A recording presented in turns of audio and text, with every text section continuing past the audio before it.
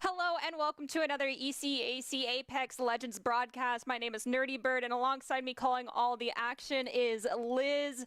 Now, Liz, we are approaching the cusp of going into playoffs. And if you are one of these teams, one of the players, what is your mentality as you're prepping to go into these last couple of games of regular season? Because you yourself are a former collegiate competitive player, so I figured you could shed some light on how players feel like right now.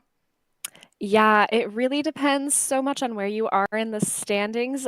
I think 5 teams, hopefully they have the mentality of, guys, we're still in it. Every point we can earn today matters back. I think if you're in the top 6, you're feeling pretty confident. You know your points are locked in and you're ready to go. I think where we're going to see most of our scrappiness, our drive, and our energy is going to be those middle of the pack teams. They are going to be so excited to get any single point they can today, whether that's from just surviving eliminations. So I would say they're hopefully the top half are all feeling pretty good. The bottom half definitely have a bit of a pressure on them today, though. Well, if you're curious as to where people are currently ranked, or you missed previous games, have to hop out during this one or join late, you can be sure to check out the ECAC Twitter. We'll post all of the results there. It's ECAC_esports to get all of that information from past. And if you leave tonight, in the future, we'll give you the details after the games. With that being said, we also can let you know what the map rotation has been up until this point for all of these teams. Because we are in week 7, we are now at World's Edge, and originally we started with Kings Canyon. Kings Canyon will be our week 8 map. Now, Liz, do you have any personal opinions regarding World's Edge? I remember when this map was added and I was thrilled but also kind of terrified, right? Because Kings Canyon, it's the original map, the one we all know and love. World's Edge felt totally different. It's grown on me a lot. At first, I was very much not excited to try to learn a new map, to try to learn how to play all of our wonderful legends on that map. But it's really grown on me. I'm excited to play around some of the natural architecture of the map. Well, speaking of the players that will be playing on this map, we can actually give you a glimpse at all of the teams that are going to be playing today in this lobby. We have 20, and remember, there's another lobby with 20 more. And the first 10 are CatU Apex, Apex Legends Red, Soaring Eagles, GCU Moonlight, GFU Esports, GU Apex, Husson Green, Lakeland University Apex, LIU Apex, and Muskingum University Black.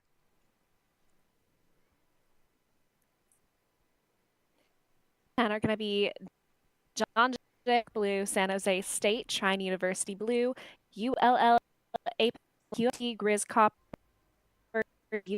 State JV, WFU Coruscant, and WSU Esports. And if you're wondering why there's numbers underneath those teams and the letters, colors, I can go through everything that can identify something and not be right. Colors underneath those teams, it's so you're able to identify where they're landing. And when we're taking a look at our overview mega map, we have the colors to coordinate with them. So it is your, so to speak, color key. So it's easier for you to find your little 3-man squad on the massive map that is World's Edge. And as we're getting players prepped and ready to go into this map, early in the rounds, Liz, what do you think these players should optimally be doing? Oh man, I hate to say it again, but that really comes down to where you are, right? I think our top 5 squads, honestly, play for placement points. We know you've got a lot locked in, especially George Fox, our top seed. I think they have a 60-point lead over second place right now. You are doing okay. Of course, every point still matters. Our last are going to for everything they've eliminations, best possible chance the top 10 and not getting a leak.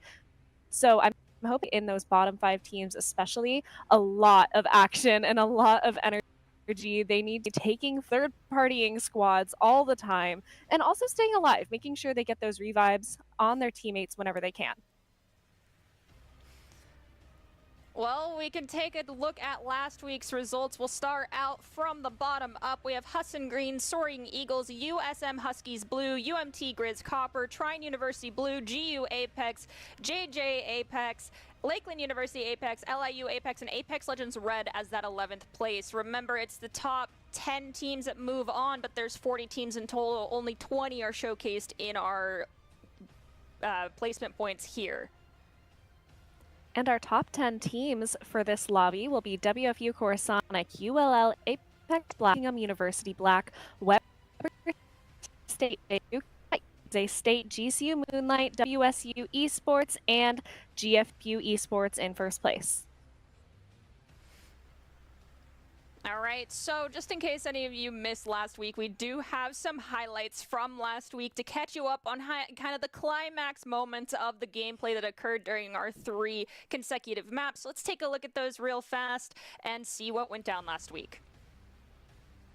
Really solid. We had some great team play here, working around those catalyst traps really well. Even when it wasn't me, was down and alone to just one. Never got out of the fight, kept going the entire time. Playing around these doors super well in this tight enclosed area here. Didn't work out for Southern Arc today, but again, another team we want to keep our eyes on here.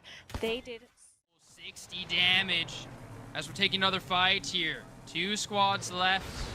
San Jose State and the Zelf team. And this is a brutal last ring, a little natural cover, so we're going to be utilizing those shield, that wall ability as much as possible. Getting some big cracks. San Jose down 2, Viking Cap alone against WSU here, doing their best. Fights. They get cracked, they fall off, 2 members on 2 members infinitely. Just rotating, making sure the cracks happen in their favor, and eventually these PK shots working in Russian Turkey's favor, getting some good damage, falling off again, popping a battery while his team wraps up. So that is how things went down last week, and I can firmly say that I was a little surprised, but at the same time not, because we had Wazoo in the recent weeks actually able to bring back themselves and score some map points, because during week 1 they kind of surprised everybody and managed to take a map win. And for those who are unfamiliar, I am from Spokane, Washington, and so therefore a lot of my friends and family are Cougars fans. It's either Cougars or Huskies during football season, and my family, of course, was a Cougars fan. No divided houses there. Both squads are great. Yeah, Wazoo was looking really good, and they've continued to be on fire this entire tournament. We've seen them move up the rankings every single week, and even just in last week's matches, I think they moved from like 7th or 8th place, shooting up into 5th place, then 4th place, and now they're solidly in that top 5. So it's been super exciting to see how they are completely progressing and really advancing as a team. And with that in mind, GCU Moonlight, I know I have been standing your squad the entire season thus far, but I'm going to be most likely rooting for Wazoo during this 3-map series. But with that being said, we're going to take a quick BRB and make sure that all of the teams are ready to go. Considering we're so close to the finish line, we want to make sure they're prepped as much as possible. So don't go anywhere. We'll be back here with more ECAC Apex Legends broadcast in just a little bit.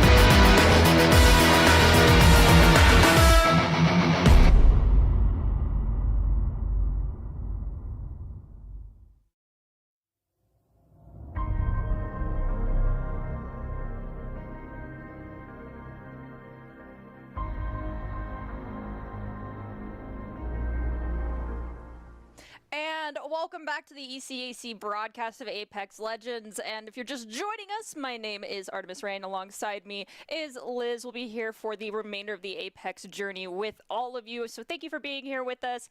And as we're prepping to go into things here, Liz, we're going to World's Edge. Are there any predictions as to where you think we might see some major hot zones of these teams landing? Or do you have any thoughts as to where you think they should land?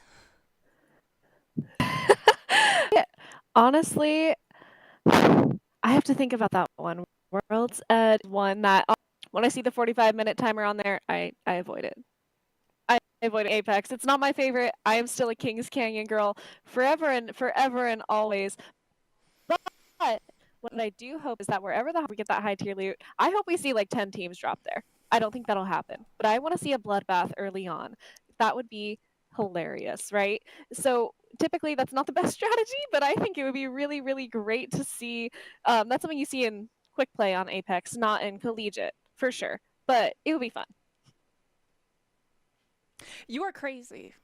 Let me just put that out there. I mean, okay, so I agree and disagree. I'm a loot goblin, and so I am totally fine with the idea of wanting to drop in a zone that has good loot. But on the flip side of that, I'm always encouraging players to drop out like on the edge of the hot loot zones, or just a zone adjacent, so you pick up decent equipment, and then you're able to third-party people as they're coming out of those zones, anticipating that multiple players and multiple squads are going to be landing, and there's going to be some early bloodbaths. And we've kind of analyzed gameplay here within the ECAC tournament thus far within regards to how players like to play during these 3 maps, because remember, we're going to be playing World's Edge not once but 3 times today. All three of our matches will be on World's Edge. The first one is, depending on the squads, it is either they're playing for blood, they don't care about placement points, they're trying to get a lot of picks. Map 2 is typically playing for those placement points, and then map 3 is where the things kind of start to get a little bit more hectic. We have a lot more third partying happening early on, and then by the time we have hit like the halfway point, we're down to about 10 teams eliminated. Normally we're about the 3rd or 4th ring. Things slow down dramatically as people are just trying to like get poke damage without getting fully eliminated and upgrading their shields, and so it becomes almost a game of cat and mouse. And I actually think we can take a quick look just to remind everybody of all the teams that are competing today at the map in conjunction with their color scheme, so that you know exactly where your squad will be coming up. The first 10 teams that we'll have today are going to be KAIU Apex, Apex Legends Red, the Soaring Eagles, GCU Moonlight, GFU Esports, GU Apex, Husson Green, Lakeland University, LIU Apex, and Muskingum Black. And our next 10 squads to round this lobby: IJ Apex, Southern Arc Blue, San Jose State, Trine University Blue, ULL Apex Black, UMT Grizz Copper, USM Huskies Blue, Weber State JV, WFU Coruscant, and Wii Sports. Remember the color of your team, because that's the color they will appear as on mini-map. And speaking of that map, as a reminder, I've said it like 4 times now, we're going to World's Edge. We can take a quick overhead look at World's Edge in a whole, but before this week, we were playing on Olympus, and prior to that, it was 2 weeks in a row of Storm Point, and we'll round out the season with the perfect bookends of Kings Canyon week 1, Kings Canyon week 8. I mean, like, the oldest map in the game to start and close us off, I think, is very fitting. Every single map has been, at this point, by next week, will have been played twice, and we are... So they'll have opportunities to have reviewed their gameplay, review where teams like to land, and figure things out. And with regards to Storm Point, I know in particular that, specifically looking at our #1 squad, hint to any teams that have spectators that give intel, they really like high zones. And so with that in mind, maybe look at thermal stations. Sometimes they'll start out near like the climatizer, but honestly, you'll probably find them lurking around thermal until they figure out, using probably like a bloodhound, where they want to go, where that final ring is going to be at. So just again, hint, look up, make sure that there isn't someone just sitting there and cherry picking for the entirety of the game, because I know it's a strat. I respect the strategy, but it is so boring, GFU. Change it up, mix it up. I mean, GCU tried to pick up that same strat, but unfortunately underestimated the vertical space above them, ended up getting countered. I think it was week 3 when they did something very similar. That was so heartbreaking for me to watch, and still GFU is consecutively doing this strat. San Jose finally started to figure it out and was like, no, we're coming for you. We're bloodthirsty. It's time to see the top dogs go down. And so they've managed to win a few maps trying to counterplay this type of play style, but that that slow and steady, yes, you get great placement points, but then you have these teams, highlighting Wazoo here, who get a bunch of kills, don't get placed for multiple weeks in a row because they placed week 1, and then come back and get these placements and are able to actually secure a top 5 squad spot. So if you aren't changing things up, evident by San Jose State, Wazoo, well, those are squads that have been changing things up, or you stay like GFU. If your strategy stops working, it might be a little too late to figure something else out. So hopefully it works for them, but it might not at this point in the game, considering how long it has been. What are your thoughts regarding that, though? I think it makes complete sense. And, you know, GFU's strategy has been serving them. They picked up a win last week. They wins consistently throughout the series. But like you said, once you start getting stagnant and other squads start figuring out exactly what your plan is, it's going to stop working. And I think maybe this is the week we'll finally get a break for our friend in the lobby named Kraber Hater. Hopefully we won't get to see GFU camping with the Kraber yet again. Because why fix what's not broken? But at the same time, people are picking up on it and realizing, and they're going to start targeting you for that. Especially those top 5 teams already have a lot of pressure on them. You don't get extra points for killing the top squad, but you get extra internal points. You feel really cool when you get to take down. You are the squad that takes down George Fox or GCU or San Jose State. It just feels right. So people are looking out for them, and that's definitely something they need to consider and take into their play style. I mean, you hit the nail on the head, considering, you know, you're the #1 squad, everyone's looking at you, and the one thing I have to say about being in that position for those players is don't let complacency get the best of you, because if you do that, odds are you're going to underestimate what other teams have been scouting about you, learning to counterplay against you. So GFU, good luck. I'm pretty sure a lot of people are going to be trying to scout you out. Hopefully people have picked up on the idea of getting information early on, using those beacons and scanning to figure out where the final zone is at, and then trying to, like, I guess, hedge their bets on where they think GFU is going to post up high ground and try to take them down. And if you end up being a last player standing for your squad early, perhaps play for placement points, try to third party by yourself during that final zone and just stay out of everything until the very possible last second, though you might end up in a melee fight, which did end up happening during one of our shows. So I do think we can take a quick look at the map itself of World's Edge so everyone can get somewhat familiar about what it'll look like for these squads when they are flying into that zone. And yes, we'll start out by taking a look at Thermal Station. This is that spot I was talking about. Be careful of it.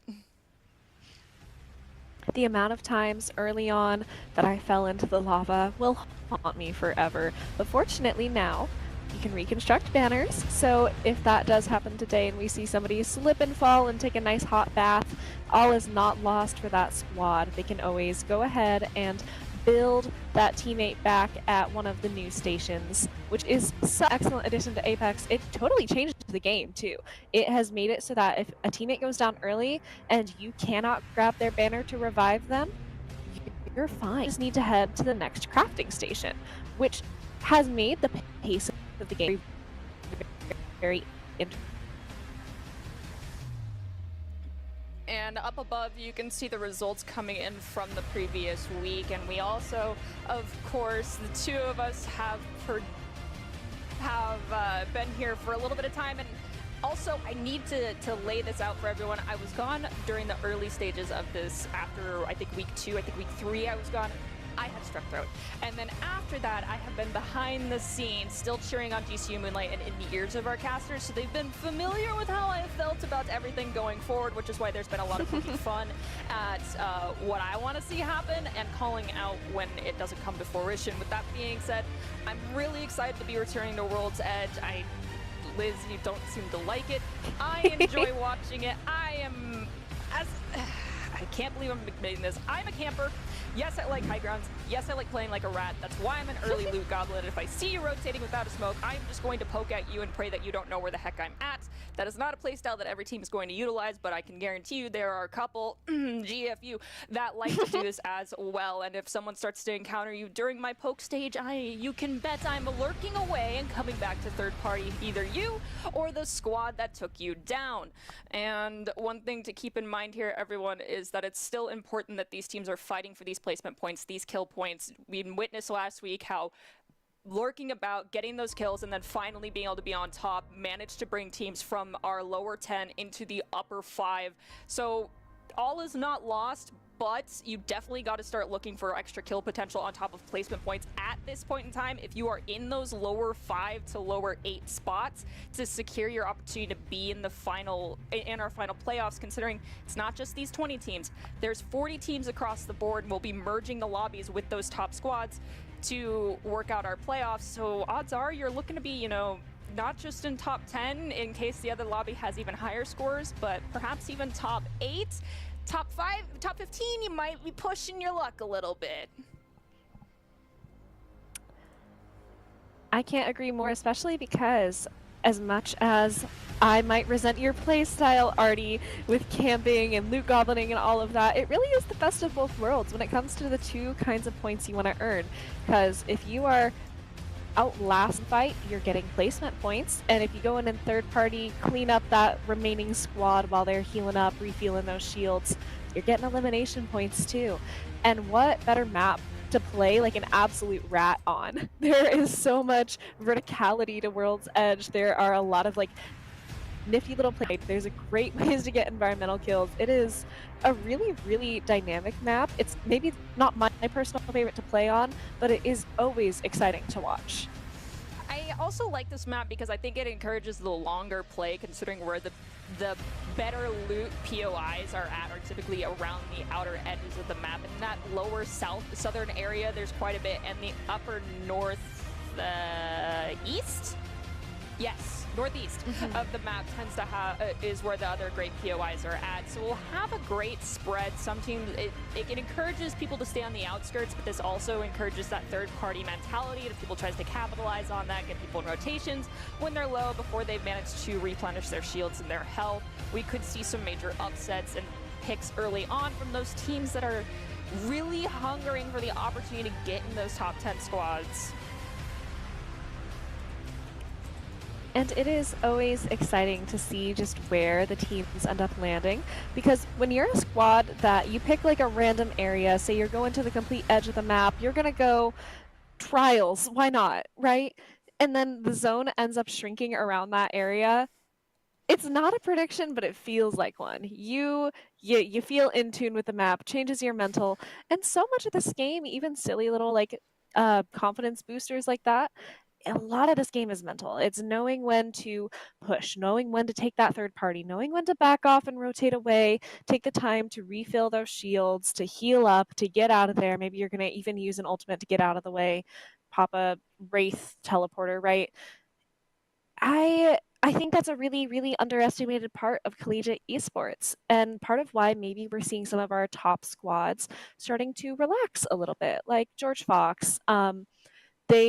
They know their play style, they know what's working, and they're sticking with it. Today, I hope we get to see some of that challenge so the pacing that we've been seeing gets mixed up. Last week, that happened. Wazoo, Weber State picking up wins, coming and taking down teams in the top 5 like San Jose and Cat U.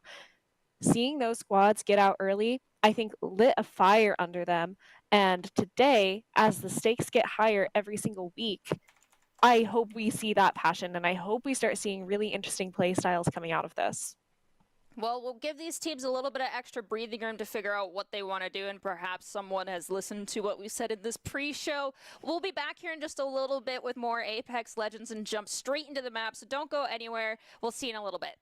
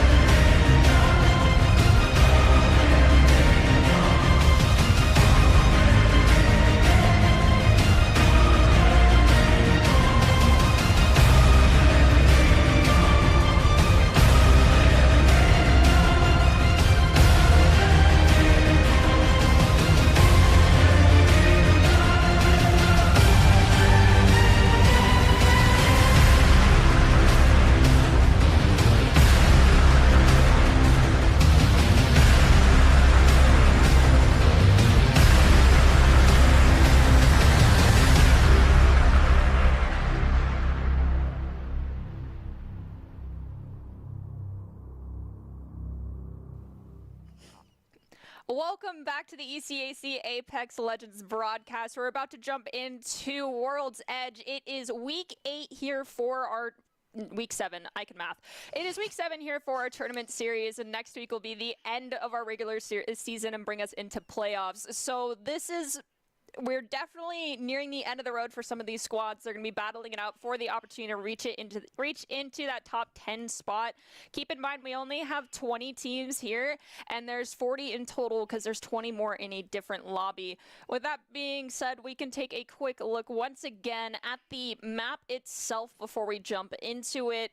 And Liz, as we're taking a look at this map, I want to talk to you a bit.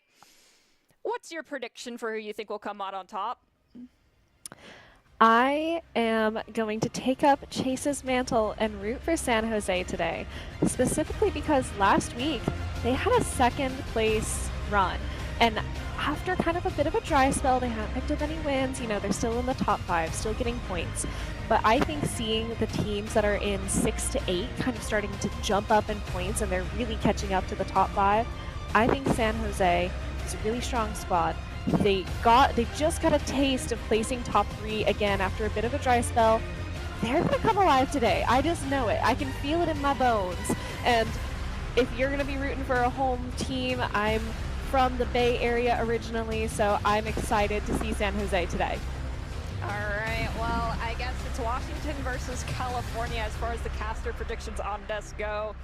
I mean, Wazoo, please don't let me down today. I may live an hour away from Pullman, but still, I grew up being a Cougars fan. Please come through for me today. And if you don't, GCU, please pop off GCU. We got a secondary prediction here. Hey, but I think both of those are really safe bets. GCU and Wazoo have both been really, really strong in the past 2 weeks. Even just in the little bit I've been watching and casting for these two squads, they have really come alive. Well, I do believe the teams are almost ready to go. Hopefully they're warmed up and no one has been sitting for too long and idling as we've prepped to get them into this lobby. With that being said, I really want to keep an eye on where these teams are landing initially. We talked about it earlier. I'm going to be looking to that more the southern part of the map and probably that northeastern part of the map. You also mentioned the spot of Trials, which is, it's not a bad place to land by any means. And previously, when we were here, we actually ended up landing the final zone ended up closing near Landslide. So perhaps it ends up there again, and the teams that start by Trials are a little bit luckier. But if we want things to get really intense, I'd love to see the final zone just outside of Fragment West, towards the southern area. The dead center of the map would be hilarious and very fitting if everyone starts on the edges. I don't know which squads are going to be brave enough to try and go towards the center zones early on. And when we're finally loading in, we'll actually be able to see where the mega loot zone is and see how many teams are going to be braving the storm and jumping into there first, with going against other teams wanting that top tier loot early on.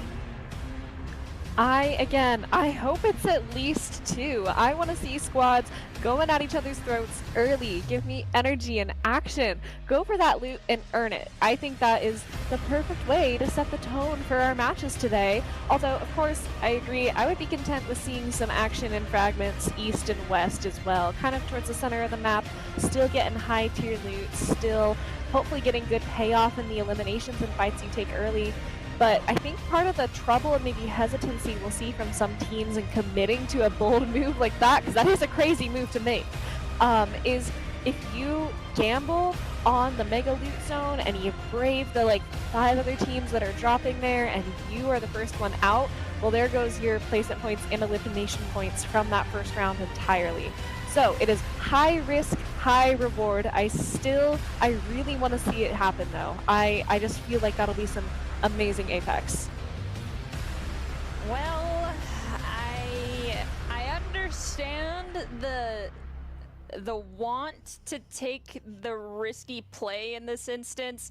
I respect it, but my brain, it goes to more of the game theory aspects of it, which is trying to outplan and outplay where people might end up landing and trying to plan around it. So if I were to assume everyone's going for that mega loot, I would land just outside of it near another better loot zones, so to speak, pick up decent, not perfect, but good enough loot that I know I can third party someone, because if you see a bunch of teams dropping into that mega loot zone, three or more squads, I would say, avoid it and come for the third party late. So I don't know how many teams are going to follow that train of thought. I could be completely crazy, and if I am, that's totally fine. I am not the apex predator by any means. I just play this game for enjoyment. But best of luck to the teams. If you're bloodthirsty, go for it. If you're a loot goblin, I don't care what everyone else says, you go for that loot. You get what you want. You get fully prepared, armed to the teeth, and then hopefully you don't get eliminated early and have all your nice loot stolen. And once again, I love the strategy, and you know, it's bratty, it's loot goblin-y, you can call it whatever you want, but I think that is probably a really successful strategy, and it's one we've seen teams use before. Even last week on Olympus, we saw that happen. Teams dropping in the dome, and then some squads would hang out right on the outskirts of it, waiting for them to come up from the outside with their nice loot and their blue evos, and they would just go pow, pow, pow, and send them home, send them out of that round, and steal the loot. Because, again, then you get elimination points in addition to the nice shiny loot that the other squad was so happily and kindly able to pick up and bring right to your feet. So, it works. It's definitely ratty, but it sure works. Alright, squads. Who is going to be the loot goblin in this as we drop into map number 1? Who's going to go for the early bloods? Who's going to be our top killer? It is top killer. I've seen quite a few teams have great kill potential and actually secure kills, but then unfortunately they just end up getting eliminated. That was happening to our squads in the earlier weeks, but those squads have been learning, and as a reminder, it's week 7, match 1 of 3, and in case you miss anything here or want to catch up on what happened in previous weeks, you can check out the ECAC Twitter to get all the match results, and you can find it at ECAC_esports. Be sure to check it out later to see where your teams land when the final scores are all calculated. And as always, thank you to Advanced GG for sponsoring this stream and bringing all of this action right to you. And teams have begun to drop in. We're going to take a look at our big info map, which will let you know where your squads are landing. Remember that little color that we showed you earlier? And we're now going to see where everyone's looking to land. We can see Overlook is where our mega zone is at. It looks like GCU's heading near that zone, and we have one team confirmed going thermal station. The rest kind of scattering towards the northwest of this map, with only, I believe, one squad towards the Lava City and Dome area. Well, it looks like my hopes and dreams have been dashed. Only Grand Canyon braving Overlook to get that loot. I did see San Jose State heading to Harvester too, putting them in with some strong loot, centering them on the map. But for the large part, a lot of our teams headed straight to the outskirts there.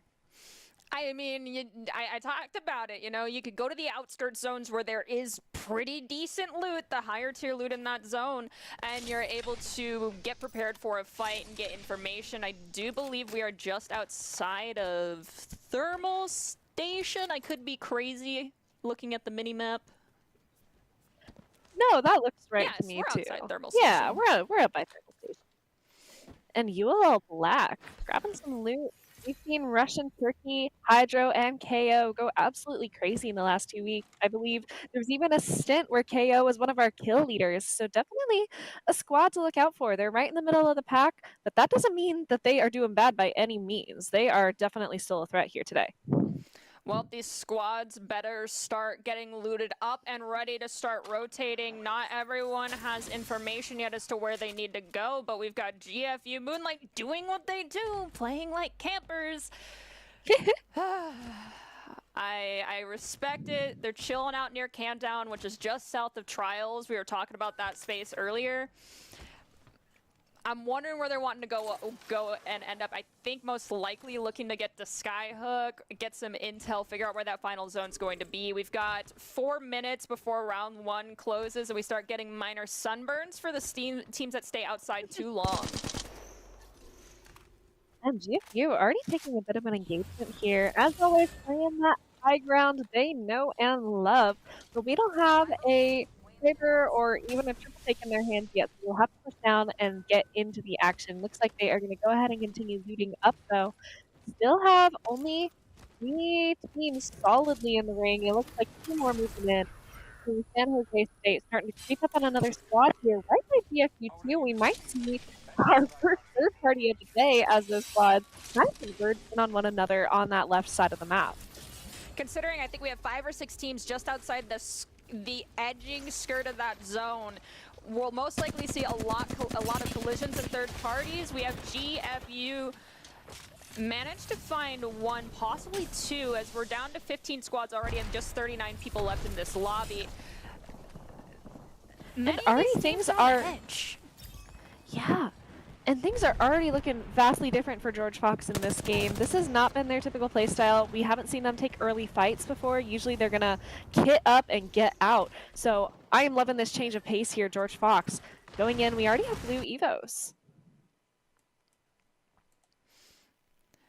I like the change of pace from them as well, considering I think they were starting to get countered by other squads. We do see another crack and elimination from GFU. It seems as though the squad has become adaptable after the mistakes that were made last week. We have GFU still rotating near the edge, anticipating other squads to come in through here. They might have actually spotted a few that were out near that northwest edge of the map earlier and are trying to get them while they're attempting to rotate into the safer zone. So it looks like actually they're instead going to choose to rotate further into the zone.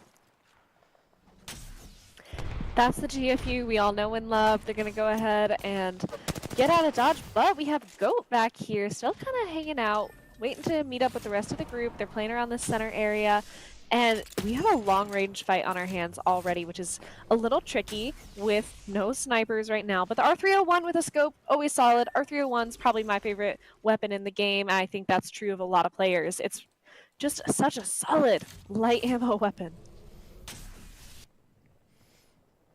Ooh, we've got Viking Cap and squad. I think they might have saw that the one team just outside of our POV. They're encroaching on the position currently. We hear some grenades being tossed. They are engaging into the zone, taking away that safety barriers. We see Cute Fishy get eliminated. We have a Watson go down. A couple players haven't gotten cracked. This is Coruscant. Sonic, the old 8 knocked down just Falcon and Blue Rave taking this engagement here. Shields cracked on Blue Rave, looking low health. Blue Rave going down. It is just Falcon and a Dream. Shields completely down. The old 8th already taken out. Just a banner left. How are they going to get out of here? Shmubby and Viking Cap pushing up. They're going to go for the Thirst. They might be able to confirm this final elimination. Still, there we go. That is an entire squad wipe. Coruscant is gone. GFU has been eliminated as well. One of our top squads is gone out of this lobby, and we haven't even closed Ring 1 entirely yet. These teams said no more GFU. You changed your playstyle. Well, guess what? This is how we played the entire season, and you are not going to beat us at our own game.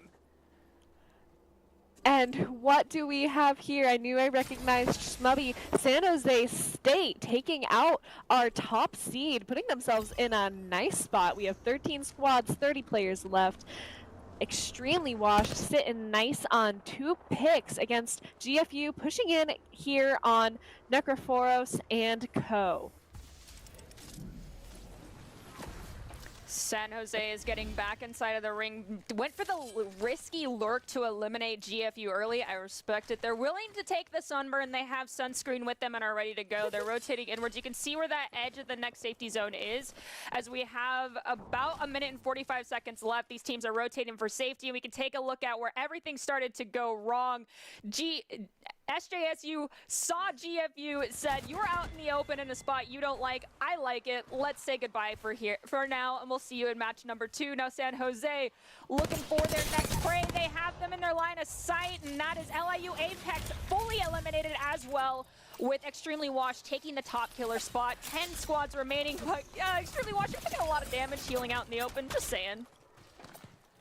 Definitely not a prime spot, but they really, really want to get at that loot there. But it looks like just all the pressure coming from right across the map is too much. They're going to go ahead and move on, heal up those shields, and probably push right into another fight, because why not? That has been their strategy for the last 2 engagements, and it has been working. 10 squads left, 24 players. Just in the time San Jose has taken down 2 squads, 3 more have fallen as well. It was interesting to see Extremely Wash debating whether or not they wanted to go for the coffin in that box and see what was there. Then ultimately, I think someone said, it's not worth it, it's not worth it, keep going. And now they're encroaching on the space of Solar and Tox, and it wasn't me. This squad is getting surrounded. There's 3 points of contact surrounding these 3 players. This is where things get scary. Like, you're all crouched into one spot, and now multiple angles are being taken on you. It opens the door even for third partying, as this creates a lot of attention. Extremely Washed Viking Cap also lurking on the edge as well. Wondering what we see. A little Baka managed to eliminate Giggles, and the Soaring Eagles squad is gone. We're down to 9 remaining. 7 seconds left here in round number 2. And that third party seems inevitable, as we saw Dawes running alongside with a full squad, looking nice and healthy here. Shadow getting Shmubby down. Shmubby is knocked. That's 1 down for San Jose State here. Southern Arc Blue looking nice and healthy as they take a moment to heal up. Still a full squad. We saw 9 squads left. The wall was erected to try and get some cover and heal up. There was a lot of thermites thrown in Viking Cap's face. Somehow Viking managed to stay alive. Best of luck to the squad. They're very bloodthirsty currently.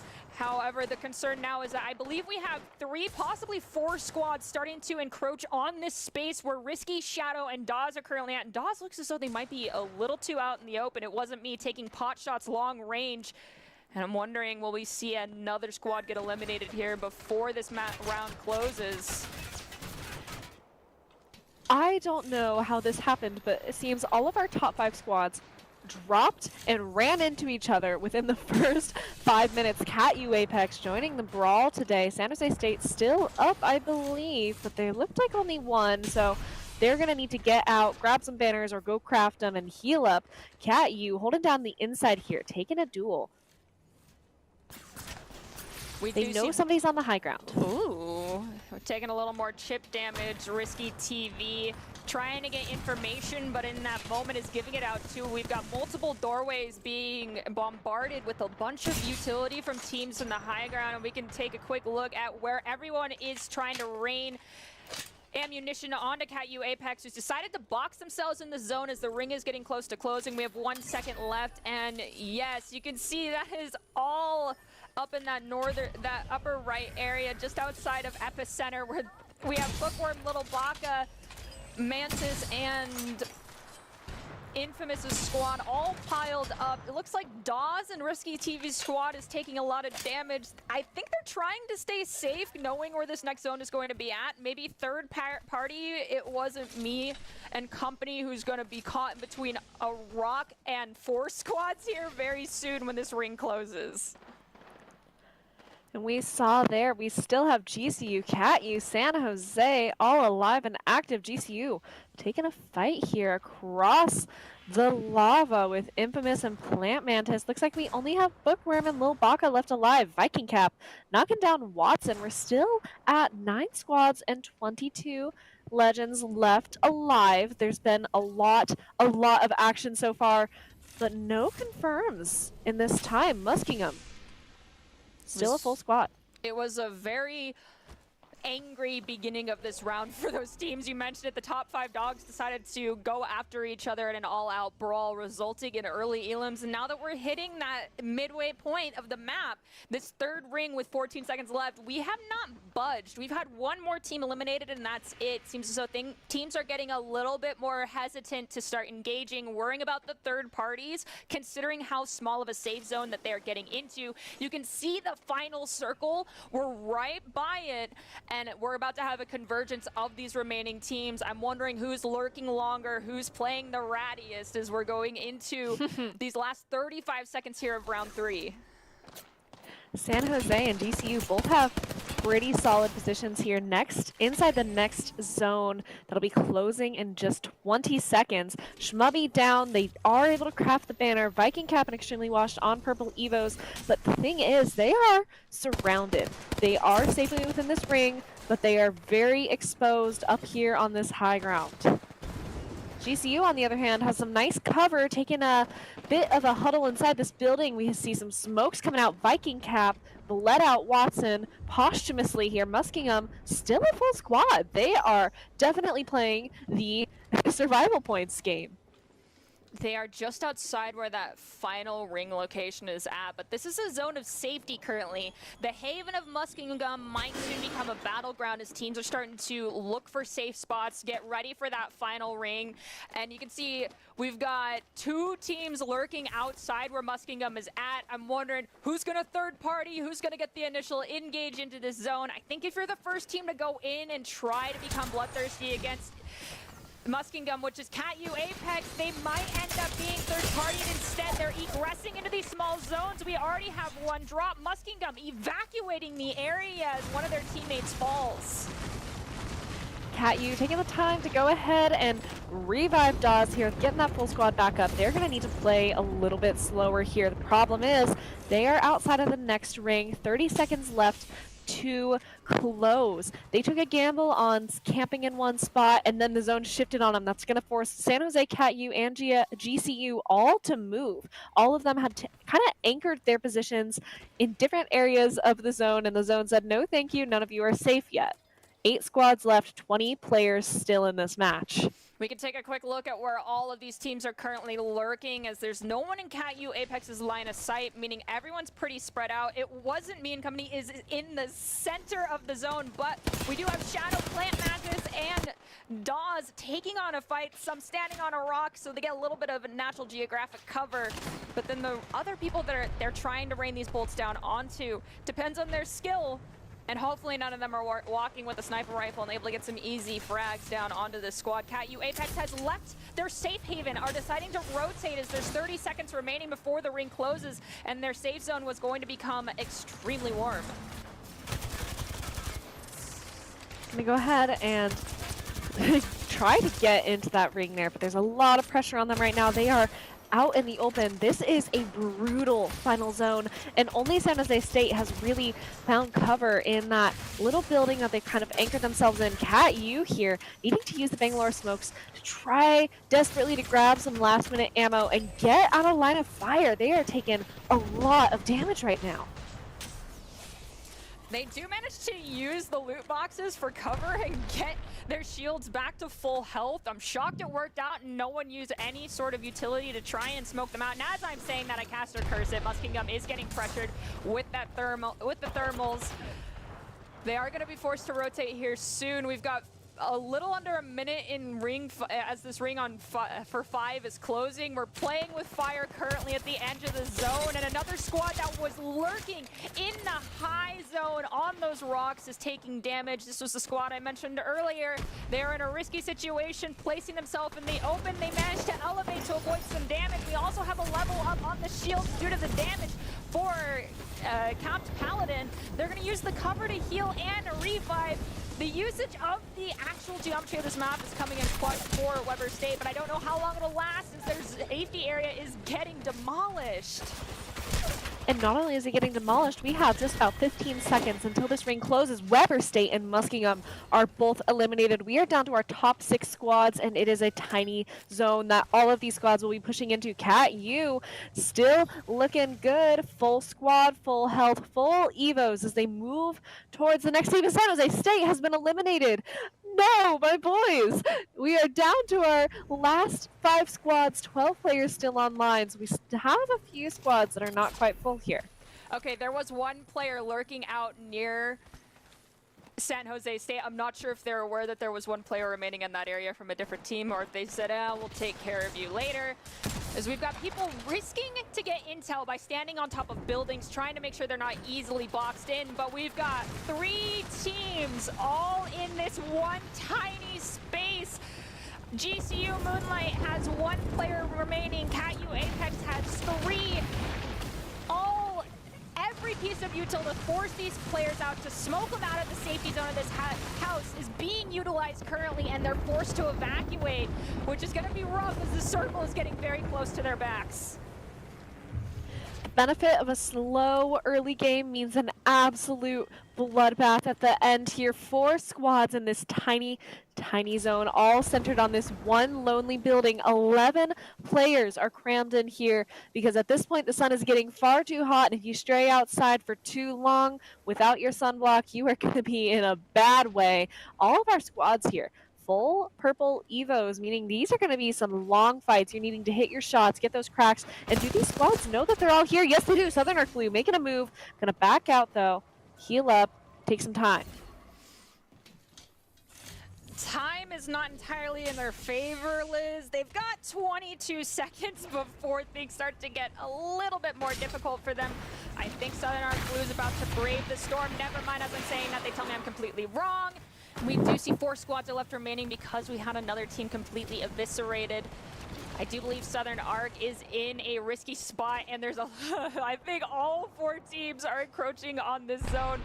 We have no time left. This is it. These squads need to start playing for blood, get the intel early, and just start picking their targets and praying they don't get third-partied. I think the first to attack, it's a double-edged sword. Either you find the elimination and get the squad that tries to third-party you, or you get the elim and then you yourself get eliminated. As CatU Apex is the first one to start striking as teams are coming out of the safety of these buildings.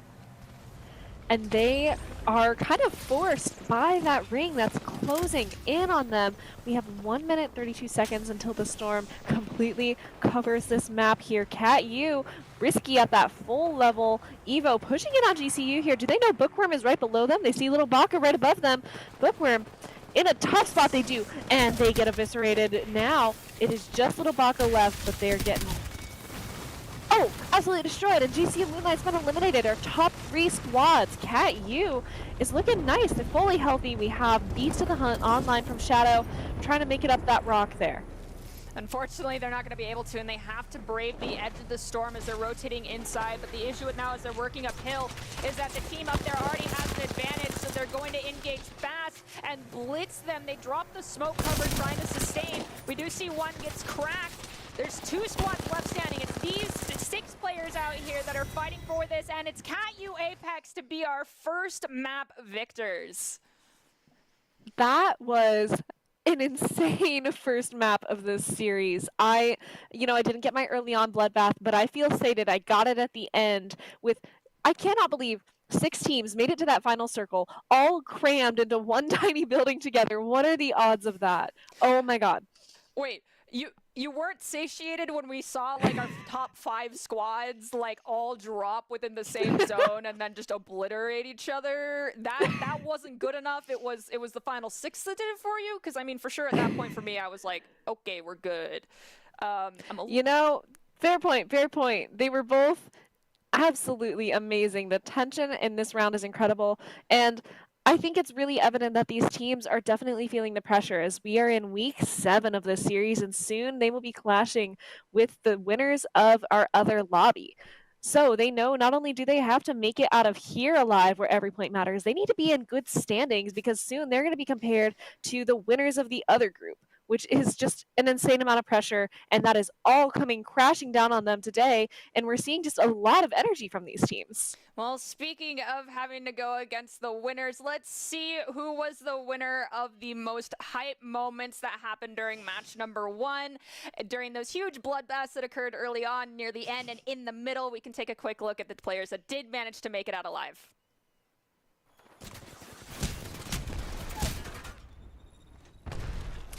It was so unfortunate for so many of these teams to fall early, but I think that led to a fascinating end state of the game here. A lot of our key players got taken out early. Coruscant, George Fox, Muskingum even, Southern Arc. These teams that are typically in kind of our top 8 to top 5 are just completely out. Weber State too, and CatU was looking absolutely incredible throughout this entire map. They stayed together, they rotated well, they knew their engagement timings, and they played into their strengths throughout this entire map.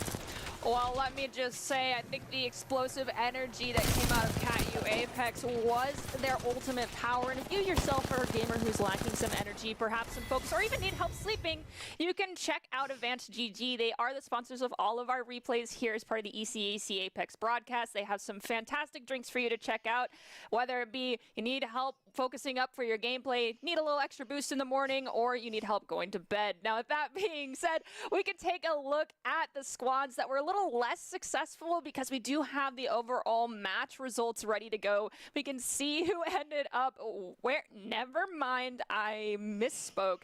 So with that in mind, I think we can actually I'll direct you towards the Twitter instead to get the match results later on, and that's going to be the ECAC_Twitter.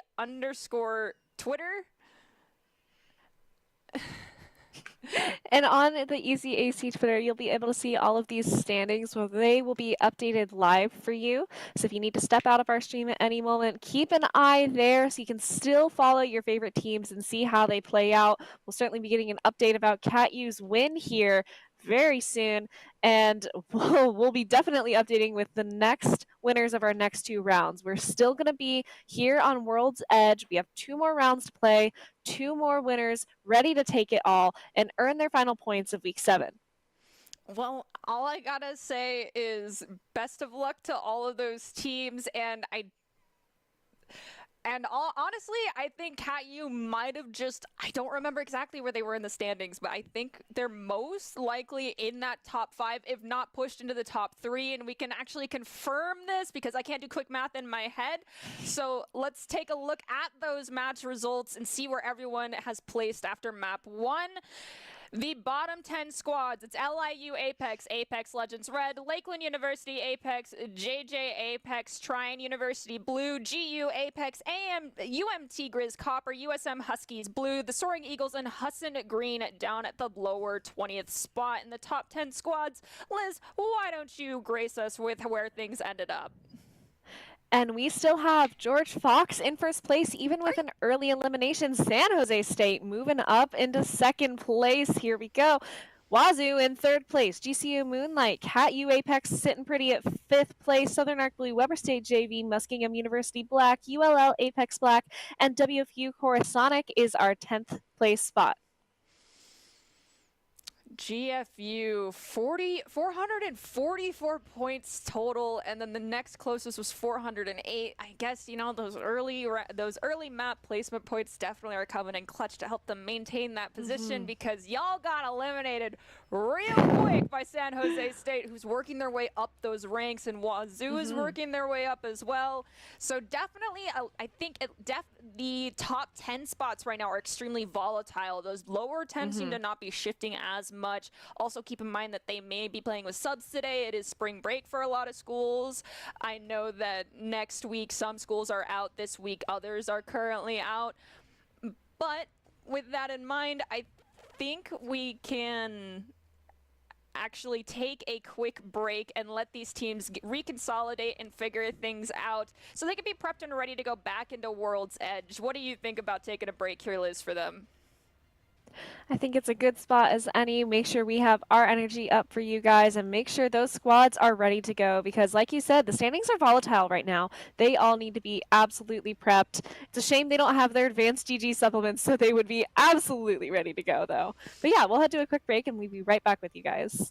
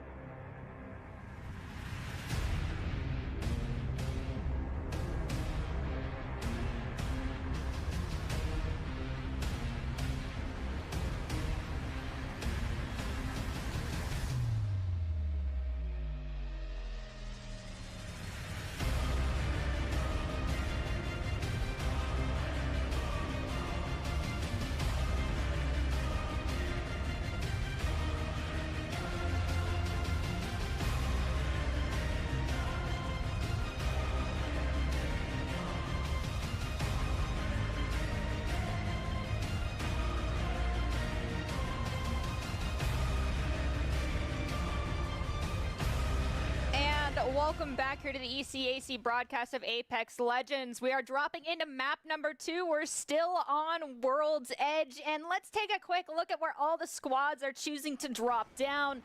Earlier, we saw everyone kind of congregating near that upper right area, and it looks like and our loot zone was near there as well. This time, we're actually seeing the mega zone at Countdown, and it looks as though GCU Moonlight is encroaching on that zone, and possibly it is Southern Art Blue looking to land outside of that zone as well. Actually, no, it's GFU and Southern Art Blue. We could have an early bloodbath of our top dogs again.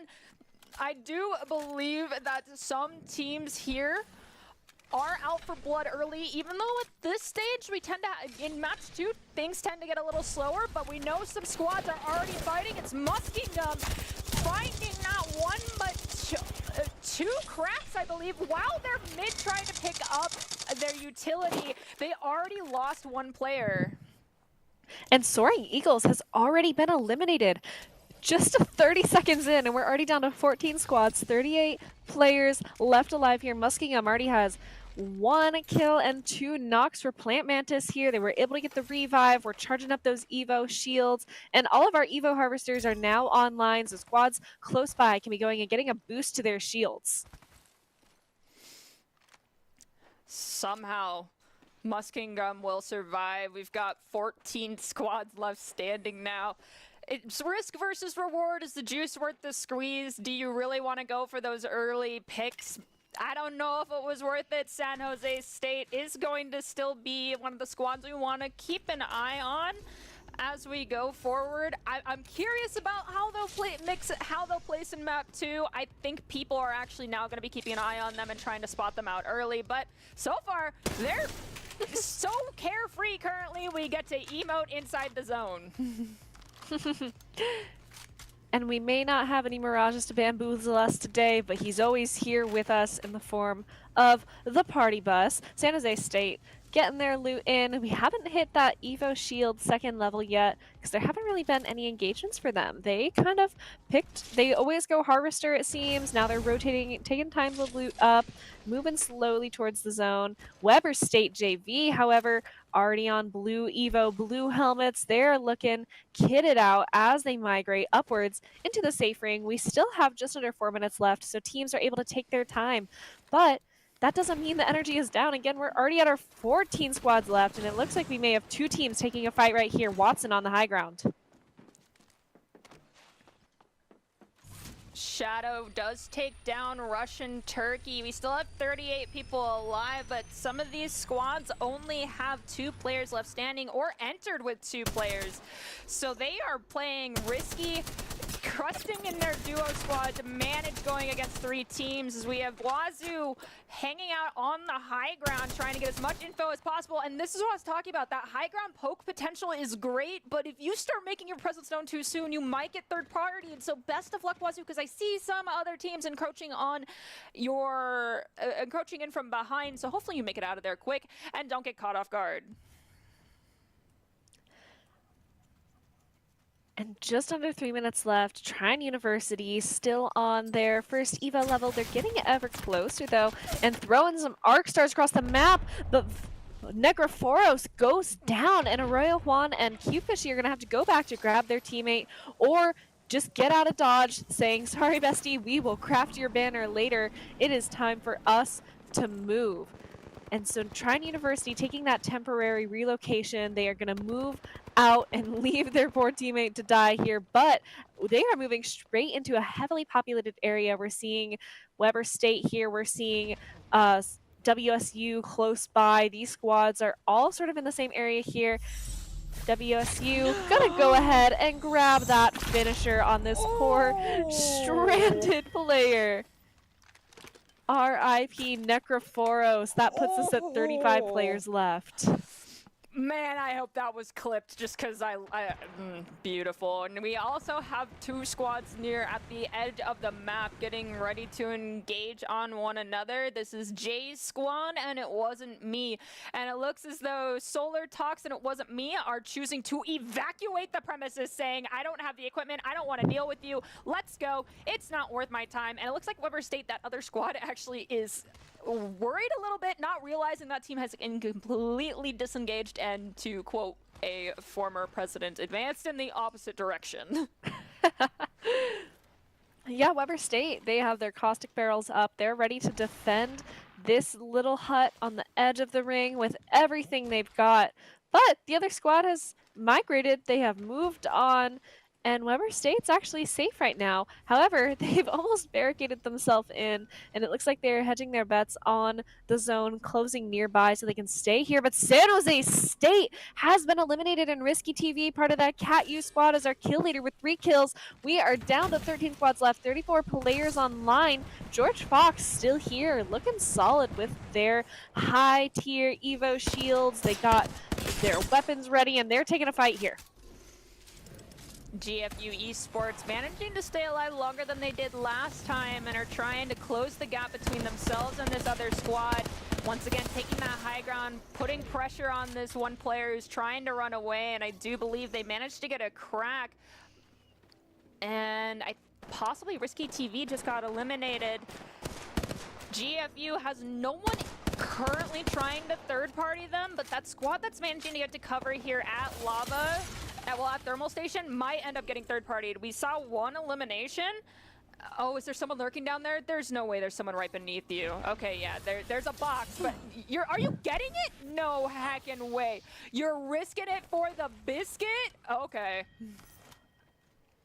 And TNPDX is right in the coffin across the lava like it's a little boat. Let's go check in on Dawes, who's nearby, just on the other side of the lava here. ULL Black also right in the area. Still a full squad. We got KO, Russian Turkey, Hydro, and only one of them has that second tier Evo. That's a little tough going into these next few fights, as we've seen so many teams have already achieved blue and even purple level.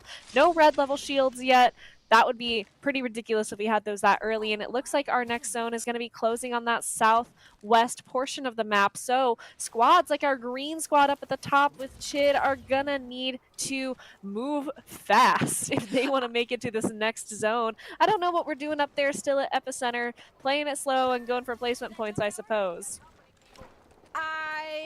I'm concerned for their skin's safety because they're going to have to make quite the sprint. Perhaps you're correct and they're going for more of that lurky third-party play to get those placement points. But GFU, one of our top dogs, who doesn't really need the placement points in my opinion, is already getting poked out once again. They let their location get known early, and now they're suffering the side effects of that as they're trying to rotate using these rocks for cover, getting closer to the center of where this next zone will be closing into. But it looks like Hydro, KO, and Russian Turkey are wanting in. LIU Apex, unfortunately, has fallen. We're down to 12 squads. GFU rotating, trying to outplay this other squad, figure out where they're at, and I think they might have just made it out alive. ULL Black still standing. They're going to make it back closer towards Thermal Station, and ironically enough, this is the zone that I mentioned GFU really liked. We saw some early fights here when the map, when we first loaded in, and now it's getting close. This is where our safe zone currently is at. GFU with their zone predictions are looking pretty good, and we're seeing TK64 go ahead and drop it in that Lifeline Ultimate to grab a care package and hopefully bolster up their team, which is good timing because as we can see, Solar, Toxin, It Wasn't Me are closing in just on the horizon behind George Fox, but they aren't quite aware yet. They haven't heard the footsteps and there haven't been any shots taken. So George Fox is going to go ahead and continue rotating in. Meanwhile, GSU Moonlight has been eliminated by Weber State JV. Rest in peace, GCU Moonlight. Weber State now going to be able to pick up some bonus loot and continue to rotate. We have 11 squads remaining. Still have a full minute before this zone closes as well.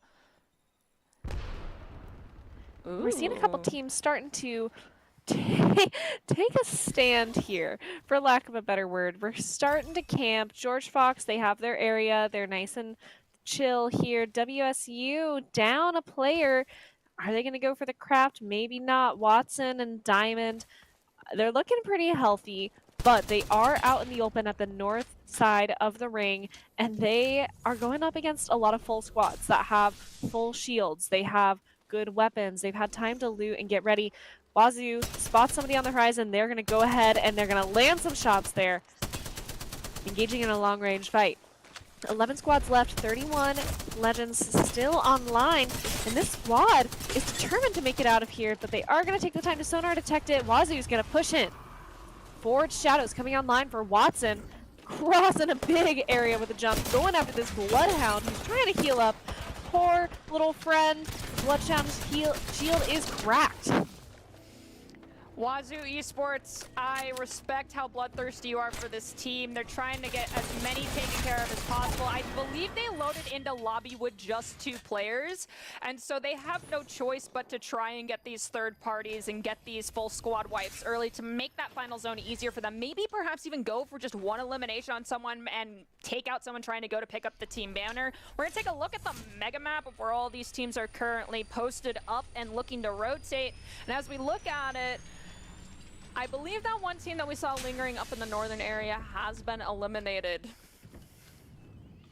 It does look so, except I think we have just Chid hanging out at that crafting zone up on the area. I think that is the only surviving member of the green team we saw. And in that time, Muskingum and Cat U have both been eliminated. It looks like we only have 1, 2, 3, 4 or 5 full squads right now. The rest of them are just fragments of teams that have been eliminated. We'll see if anybody's going to risk going for a revive, but at this late stage, that is just a great way to reveal where you are. And we're seeing Watson going into another fight right now, getting a peek at some team stats.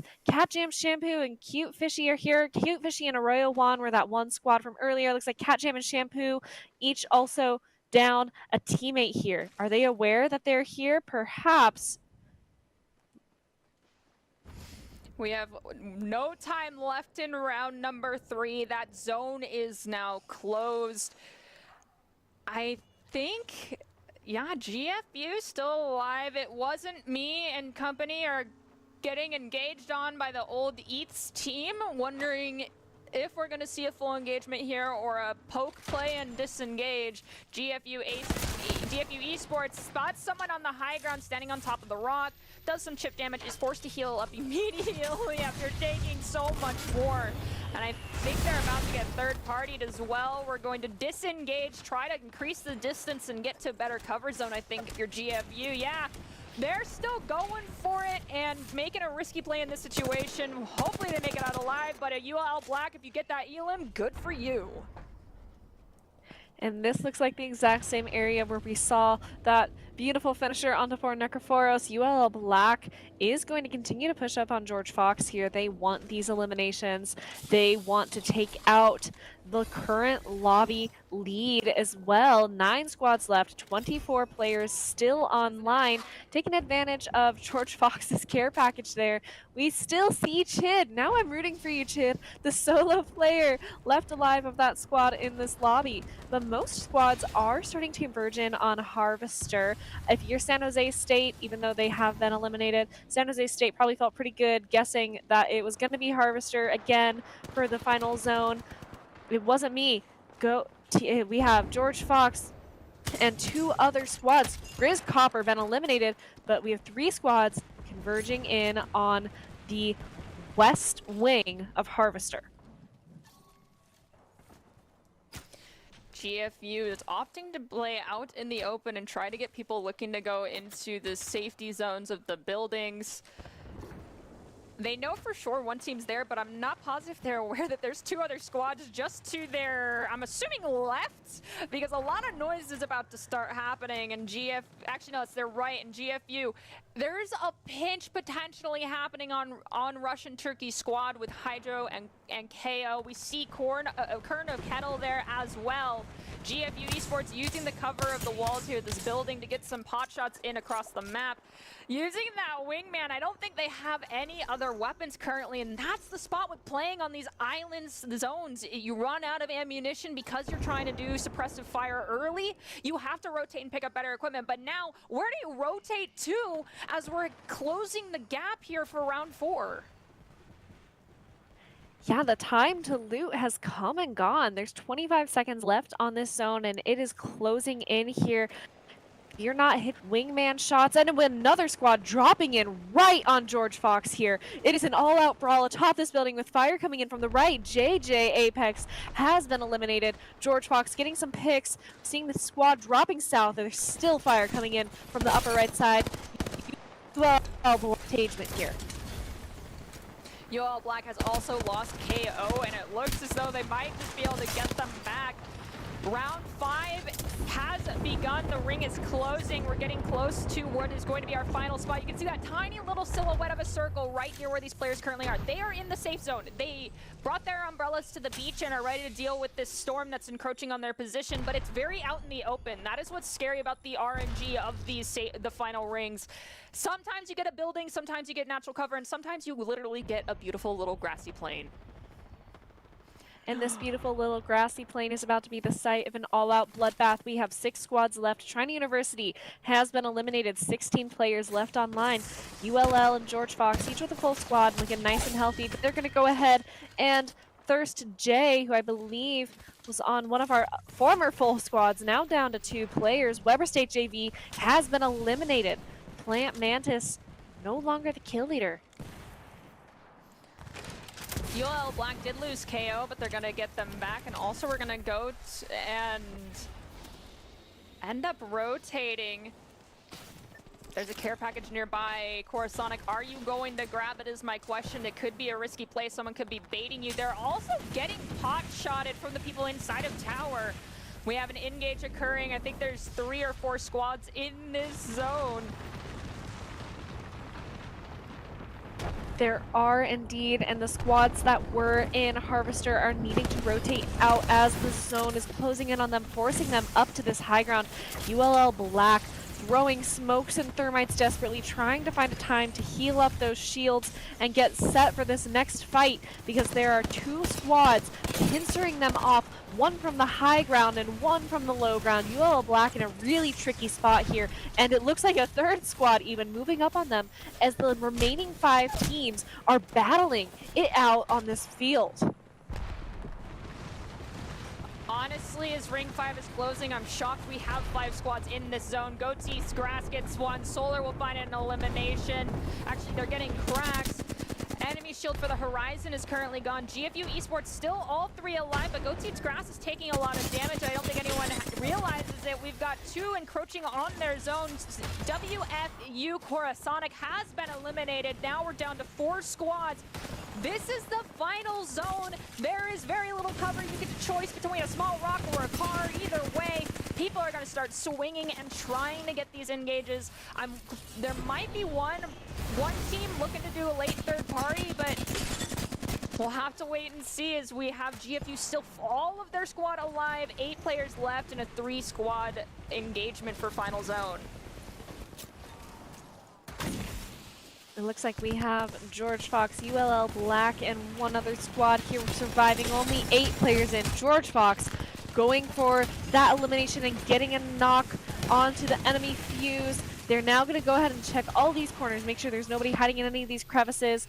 There are lots of little rocks here. Going to go ahead and revive TNPDX, but Watson is right up top. Diamond circling around, and Tox still on the east side here. They are being pincered off yet again.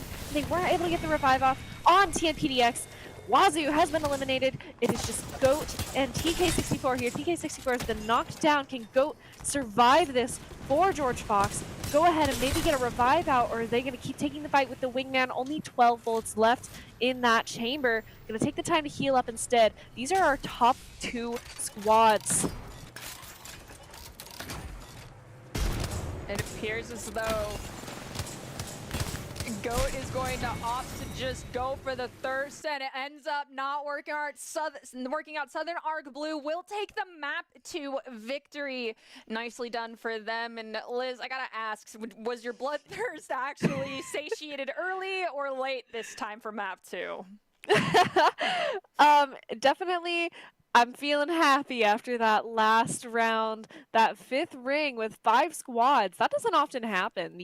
But it's happened twice now in a row. These squads are leaving all of the action for the last half. Normally we have like a lull in the middle and then like a sleepy end with maybe 2 to 3 squads left alive, and usually it's our front runners.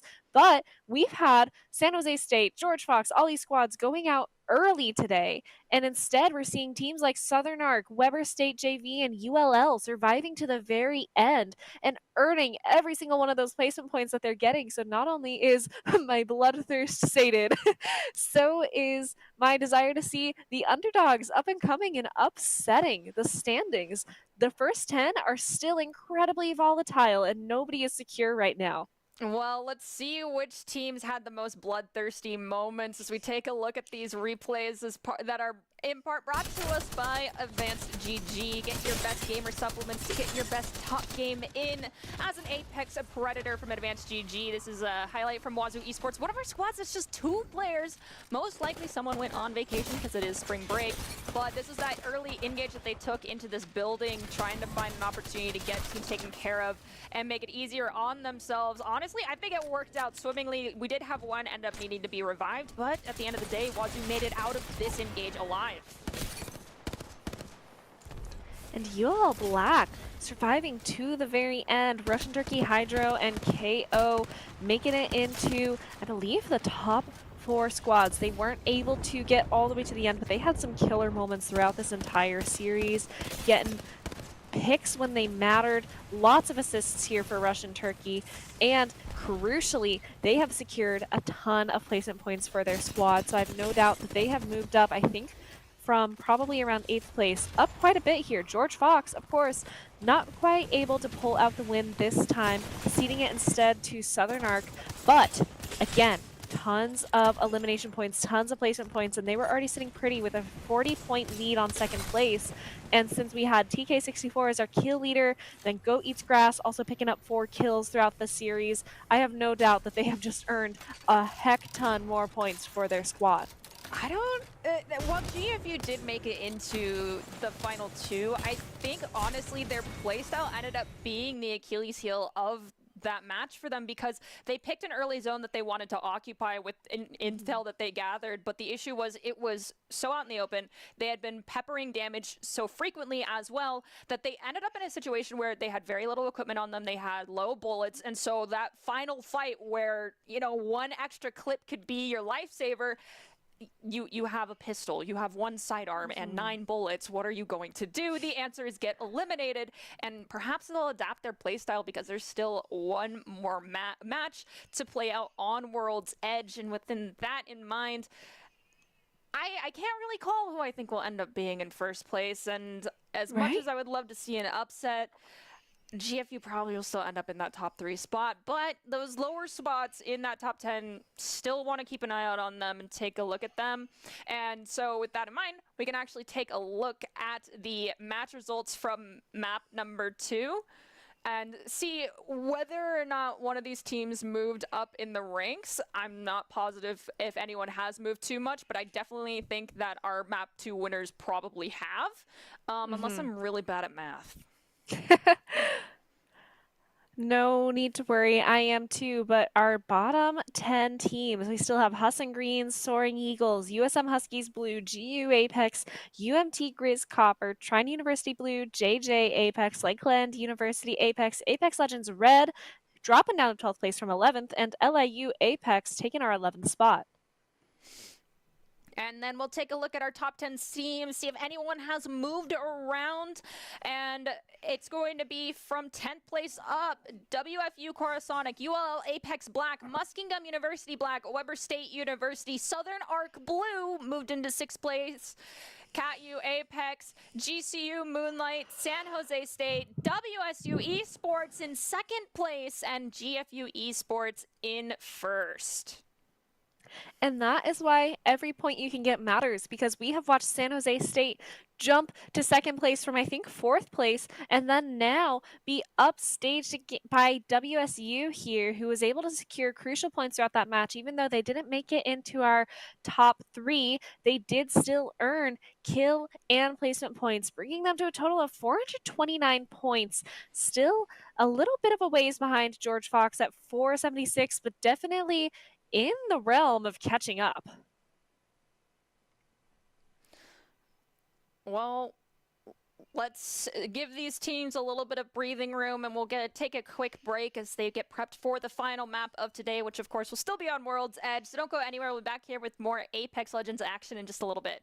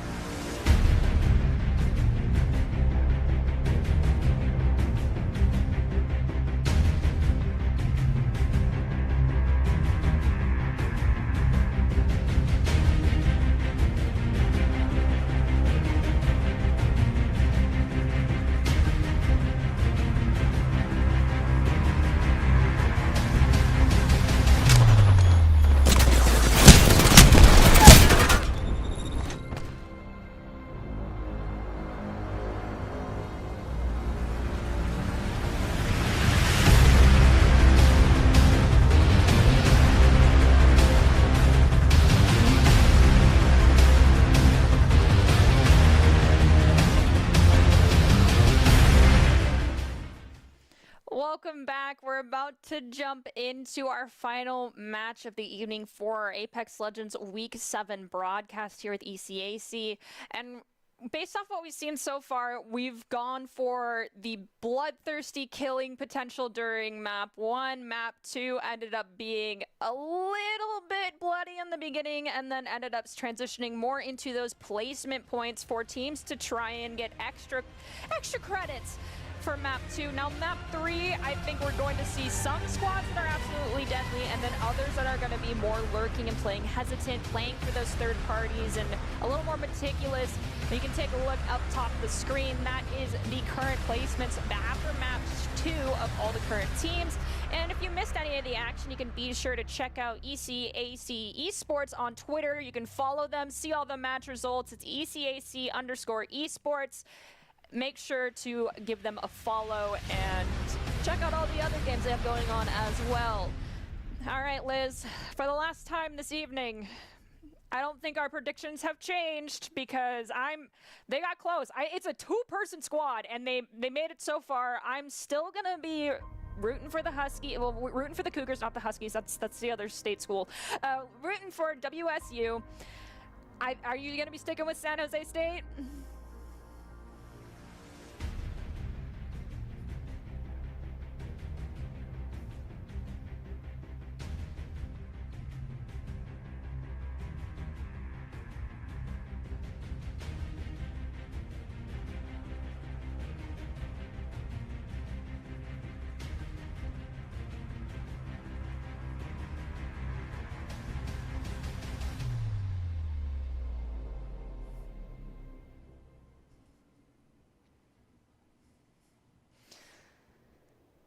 All right, let's take a look at our big map to show us where all of these teams are choosing to drop in and where perhaps that mega loot zone is. It's near Overlook and perhaps Chid Squad, which is UMT Grizz Copper, I believe. There's a lot of close to greens, but I believe that is that squad. Nope, they have changed their mind. It's GCU Moonlight, the only team to go to the mega loot zone. It's unoccupied, but San Jose dropped into a zone that was. I wonder, will we see an early elimination? We only have 15 squads and 41 players in the lobby.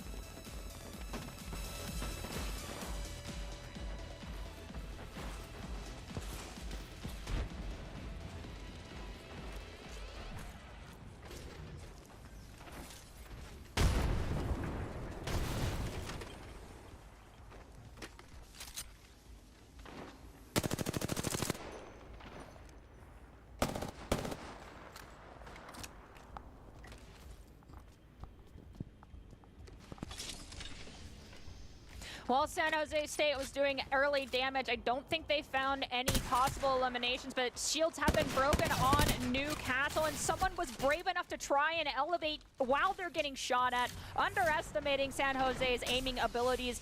I don't think it's a brilliant idea. Somehow they managed to make it out alive. Extremely Washed does need to heal up significantly, gets those shields back online, but still a little worse for wear. It's going to use the injection as well on top of that, and now trying to rain a little bit extra more damage down from this high ground. I will reiterate that these high grounds are great when you're looking for extra intel, but they play as your Achilles heel in these situations due to the fact that you could lose a lot of your ammunition early on and give away your location, but they're going to go pick up what was left in this box of one of the enemies. There's still 39 players online currently. We can take a look at that mega map to see where everyone's currently posted up after doing their loot goblin mode. And we still have only a few teams in the zone. We have about a minute or 3 until it begins to close. GCU still hanging out over by Overlook. But yeah, truly only about 5 teams here, although it does look like 2 of them are locked in a fight up at Monument over by Fragment East as well. Still see Cat U and George Fox alive here, but there is a bloodbath happening, and once again, Port Chid looks like they're the last survivor of their squad. And UMT Grizz Copper has been eliminated. Yeah, there was a lot of action happening over near Skyhook, and those teams, I guess, really wanted the cover and the loot in that area. I don't remember how many dropped there, but obviously they all decided to converge as Soaring Eagles looking from a nest zone to see if they can get any information on a squad, perhaps catch them out in rotation without any smokes online. That's why you got to be careful in those rotations. WFU, Coruscant, still all 3 players are standing, picking up some loot off the ground. And doesn't look like anyone is nope, as I'm saying that, LIU Apex will be eliminated. We're down to 13 teams as round 1 isn't even fully done yet. 13 squads, 35 players. This is a very early knocks for some of these squads here, and we saw, with taking a peek over at the Soaring Eagles and how they're doing, we saw that there are some squads that are already down to just 2 members, and they started with 3, unlike our friends at Wazoo. Now we're seeing George Fox clashing here with, I believe, Weber State. We have J Squad and Kern of Kettle down a player, down Capped Paladin, their 3rd member, and George Fox is feeling bloodthirsty. However, it looks like we are actually going to go ahead and avoid a fight entirely. We're going to take that rope right across and move right along, leaving Weber State to head in towards the ring over by the bridge and staging.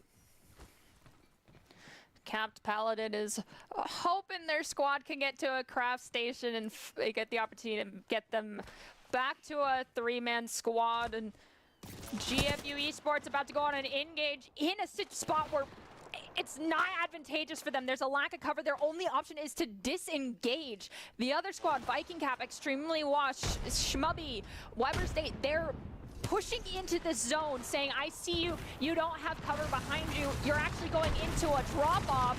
We want to take you out early. Will we be left with 13 squads after this engagement, and will it be Weber or will it be GFU is the question that I'm wanting answered. And I believe San Jose State is closing in here too, getting a lot of damage onto George Fox. These are some of our top squads, and neither of them want to go home, but GFU has been eliminated by San Jose State. And now San Jose State is going to take some time, heal up those shields. They're feeling pretty good, taking us down to 12 squads left, 31 online. George Fox has been eliminated early twice in a row now. I think these top 10 teams are really wanting to find the other squads that are above them and get them eliminated early so they avoid A, letting them get placement points, and B, get those kill points. And we actually can take a quick look at San Jose deciding to rain down ammunition onto GFU. It was a disadvantage for GFU from the start. I mean, they had lack of cover. Their only option was to back off, and then not to mention, in backing off, they give the high ground to San Jose State. It was one of those unfortunate instances where the simple geometry of World's Edge can play against you or give you everything you need to survive. GCU Moonlight, speaking of, taking some shelter inside one of our high-rise apartments here, as it looks like we have 2 other squads in the vicinity. Make that 3 Infamous and Plant Mantis, then we have Diamond squad, and we also have Cat Jam's squad, all hanging out right in these towers here. Muskingum gonna push through with that Wraith portal, using all of that Rift energy. Maybe they're making a break for it to get out, or maybe they're hoping to get a strong engage here. Looks like they're cleaving a path for their team to follow, though. Perhaps it was an intended rotation, using the portal for cover to get them to a spot where there was just less fire happening, considering there's 4 squads in this zone. There's actually 5 teams in this zone, so perhaps it was a smart call to disengage and evacuate. We can see GCU Moonlight is currently chasing after 1 squad. We talked so much about how great it is for our competitors that there are 2 different ways to earn points, but this is one of those instances where if you don't feel confident taking a firefight with another squad, there's lots of ways to bail out. Still gonna earn points, like GCU, headed out, gonna migrate towards the ring using that mobile respawn and relocation, able to kind of make their break, start moving south, but little do they know, Risky TV's squad, I believe that's Cat U Apex, is waiting just south of them, and Plant Mantis' squad is right over by the crafting zone, meaning they are effectively sandwiched between 2 squads, and I don't think that they're even aware of that yet. This is going to be a tough inward rotation for GCU. We still have 4 squads up by Monument right now. Looks like we are seeing San Jose State going up against Cat Jam, Giggles, and Necrophoros, the lone survivor of their squad, hoping just to make it out. Oh, it looks like they maybe have a friend. Fortunately for them, San Jose State still in an engagement here. Unfortunately, Wazoo was eliminated when we were transitioning and witnessing GCU transition to a different location. Also, GCU, I believe, as we exited that mega map, was starting to engage in a fight as well. We'll keep an eye on those kill confirms on the right-hand screen to see what happens. We've got Muskingum raining fire down onto a squad just in front of them and deciding to chase after it, undeterred by the fact that they might end up getting third party. There's 5, maybe 6 teams in this area. GCU's getting hunted down. They're pinned by 2 squads currently. Who's third partying who when everyone's dogpiling in one zone? It's slim games to go down. There's 32 players still standing and 11 teams still left. But we're only in round 2 and we're all converging already. And just in this area, we have Cat U and San Jose State, both of whom are locked in a battle, ready to take out other teams. 2 of our top competitors, I believe that's 3rd and 5th place respectively, and Cat U is looking for blood. They're shooting through windows here. They want everything they can, but Dawes goes down, and there's an enemy shield crack, but will it be enough? Cat U hoping desperately to heal up here. Risky TV taking the time to get some shields, throwing some bombs to distract it, but the zone is closing in. Fortunately for them at this point, they'll still just be getting a bit of a sunburn, and there's a minute until the next round begins closing. San Jose State still chasing down Cat Jam and Shampoo. Will they be able to stop them from going out? Cat Jam gets knocked, and it's just Shampoo left. San Jose is still alive, but we hear a crack, and JJ Apex is fully wiped out. And we're gonna also, as this squad's healing up and getting ready for their next target, I think another team is currently chasing after someone. There's 10 squads remaining, and yes, SJSU is looking up that hill, trying to get damage. They managed to get a little bit in, but not enough to find an elimination. And we are down to our top 10 squad. Make that 9. Soaring Eagles has been eliminated. 9 squads, 24 players left as we move into the 3rd ring. 30 seconds until it begins to close. San Jose State taking a fight, and it looks like just Bookworm is left alive on the side of GCU Moonlight, fighting right now with Cat U Apex. And Bookworm is in a tough spot. GCU Moonlight has been eliminated by Cat U Apex. Our top 8 squads remain with just 10 seconds left until the storm begins to converge. Cat U is all the way at the border. They're going to need to make a break for the next safe zone. Extremely Washed is our new kill leader with 5 kills after eliminating Muskingum Blue. Of course, Sonic is still all alive as well. Just trying to get some information, chilling out at the edge of where this ring is going to start enclosing on. They have 35 seconds, so they have time, but we're going to take a look at the mega map one last time before we get to this final ring. You can see it shrinking as we speak, so those two teams, Cute Fishy, I think is the only one left for that one, are just going to have to rush in, no cover, lack of utility. It wasn't me and Solar taking damage from long range, it's Viking Cap putting on pressure, recognizing they're on that high ground, and I think that this house actually is going to turn into a graveyard as that zone encloses. Indeed, ULL Black holding down the high ground, and I think I've seen this film before. But this is a very similar area to where we had the ring close last time with a dramatic high ground here. Throwing down thermites, they think somebody's hanging out behind those empty loot crates, and they may just be correct. KO, maybe moving down. Yep, somebody's making a break for it right now, but they are making a break for it right into Hydro and Russian Turkey's line of fire. Are they going to be able to make it to that next rock and get safe, find some time to heal up and get out? But they are between a rock and a hard place, or make that a team and the zone. We see here Cute Fishy has met up with Necrophoros. They're taking a rotation, but right behind them is KO and Co. We see Necro get, I believe, downed. Not sure if they're fully out just yet. We have 7 squads remaining. Cat U, Apex, yep, goes for the thirst. Necro is now eliminated. There's still 2 players lurking somewhere for that team, or 1. There sure are. And even though we have a few squads that are down to 1, Cat U is not one of them. They're almost at their next Evo tiers. They're about halfway there.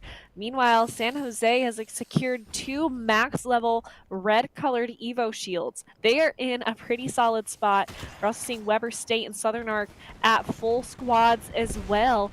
It looks like our top 5 are definitely starting to make themselves clear. We have 7 squads left, 19 players still in this lobby. Southern Arc seems to be taking an engagement here. There's somebody waiting on the other side of that door, and they're going to throw some bombs to attempt to smoke them out and force them up to where they want to be. They've locked off some walls.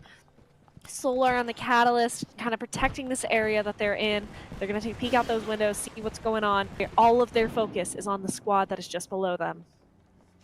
They're able to funnel a lot of damage out that doorway, but then in turn, enemy teams are able to funnel a lot of damage into the hallway, and if they choose to throw grenades, therms, whatever they have in their pockets, it can do a lot of splash damage in this zone and make it very difficult to survive if you're Southern Arc Blue, so perhaps staying in here and playing for the long con is the way to go, but if someone starts to come into that zone, that pinch play is going to be rough because you'll have 0 ways to escape. As Trine University Blue is eliminated, we're down to 6 squads left standing. We've got a minute and some change here left for Zone 5, and we're about to go to that last circle, and we might have 5 to 6 teams standing again here for our final map. I had predicted that teams would want to be bloodthirsty from the jump, attempting to get every elimination point they can, but apparently the fact that we are in Week 7 has put a lot of teams on the defensive. We're seeing squads playing slowly, trying to last, and that is evident in how many squads we have remaining going into our 5th ring and final zone. However, we do have a few firefights happening now. ULL Black going at it with another squad. This other team that is next to Russian Turkey's squad is trying to use the elevation of the building plus the ability to come in and out of doorways to play peekaboo to their advantage. Give and take information as they choose to. As we're down to the last 15 seconds before this zone closes. Looks as though Russian Turkey squad's gonna be okay, and Capped Paladin and company will be as well. But all of these teams are in such small corridors. Things are about to be very explosive. Liz, I think you're going to get the best bloodbath of this evening during this final circle close. I know, call me a vampire, but the way I've been craving all this blood and action, and I have been getting it at this point. And I am so impressed with teams like ULL Black, who are surviving this far. They are earning every single point that they have been getting right now, simply because of how long they've lasted. They're outlasting some of our front runners as well. And with those full purple Evos, they are in a nice spot too. Of course, they don't have that red tier yet. Looks like only San Jose State still has those. Southern Arc Blue has been eliminated, and Schmubby, one of our members of San Jose State, is the kill leader with an impressive 7 kills. Taking a look at Cat U Apex here. Also looking nice and solid. They got a lot of intel there. They're able to see where some of those enemies are. San Jose State in a fight here. San Jose opting to play outside, recognizing that so many teams were inside of these small spaces, saying, I'm not going to come to you, you come to us, but there's multiple ultimates being dropped. I believe San Jose, your location, is well known as a lot of ammunition is fired at them. They're going to use the smokes and try and perhaps rotate into a safer spot. They are the squad that has those red Evo shields, but then we see Dawes and Shadow utilizing the smoke, engaging on to Cat U Apex. Will they be able to find an elimination? Viking Cap is starting to get low, decides to hop out. The smoke has dissipated. It's a 2-on-1. Risky TV, are you going to risk it underneath the bridge to try and get Shadow eliminated? They absolutely are, and San Jose State is going to go ahead and disengage for the time being, but they're certainly going to be closing in on it again. They can see the fight getting, they've been sonar detected, however, by a Bloodhound on an enemy squad, and they are in a really tough spot, low ground with only these boxes for natural cover, taking a lot of damage. Schmubby and Viking Cap still holding down the high ground, but extremely washed here, needs to get out, and maybe that Bangalore smoke is going to be the cover they need to move, but instead they're going to hang on tight, and Viking Cap gets knocked. Weber State JV has been eliminated. We are down to our top 3 squads. San Jose State had a misplay, going for the pincer and not timing it right. They lost one. They've now Cat U loses Risky TV and Dawes. Shadow falls. Cat U eliminated. That the attention. I saw the vision of the pincer play, but you timed it improperly. Where San Jose State now able to utilize the cover of this bridge, get healed up. They are unfortunately down to just extremely washed left standing. Russian Turkey, Schmubby, Bull Swall. We're in 6 players still standing. The ult also is going to be used. They're bleeding out. They need help, and with that, UL Black with the from the bottom up victory will be the match 3 winners. I am heartbroken yet again. San Jose State taking 2nd place for the 2nd time in our 3-map series today. But what a win from ULL Black. They played their placement points perfectly. They survived till the exact perfect moment to come in and third-party Cat U and San Jose right when they were both weak, taking out the competition and securing a win and several key instrumental points for them.